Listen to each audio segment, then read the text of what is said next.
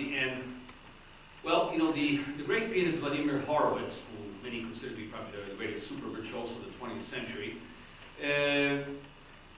made a number of transcriptions of several things which he played to spectacular success. They're very intricate, very big transcriptions.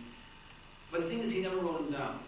And so we pianists knew about these and lamented the fact that, you know, there was no way to learn any of them because the music just wasn't around. But some recordings of his, you know, do exist in that.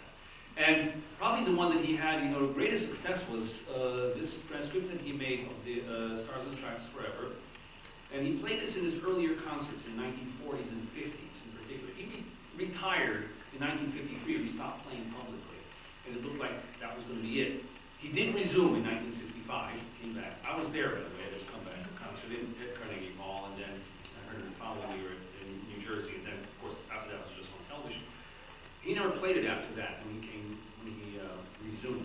But whenever he was interviewed, especially in his home, several times I saw on TV, the interviewer would always ask him about this. He said, "Oh, sit down, play the Stars and Stripes." He would always say, "Oh, no, I can't do it anymore. I don't do that anymore." He probably was right. He probably didn't have any more in his fingers, maybe forgot or had to reconstruct it or something.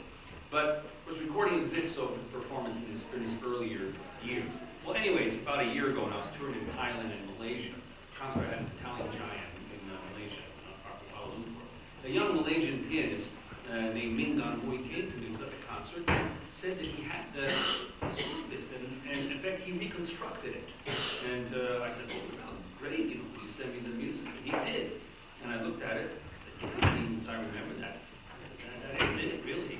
So he probably listened to the recording a million times, and now you can probably slow it down and you don't see exactly how it's done. And he actually wrote it down, so I was able to actually get a hold of it. So anyways, I mean, it's a real big, spectacular transcription. And again, of the kind of pieces that those were, you know, extremely popular. This was one of his big pieces at that time. So that's what I'm going to do then to close the concert with. But first, the Moszkowski, the Chanosn de Boheme.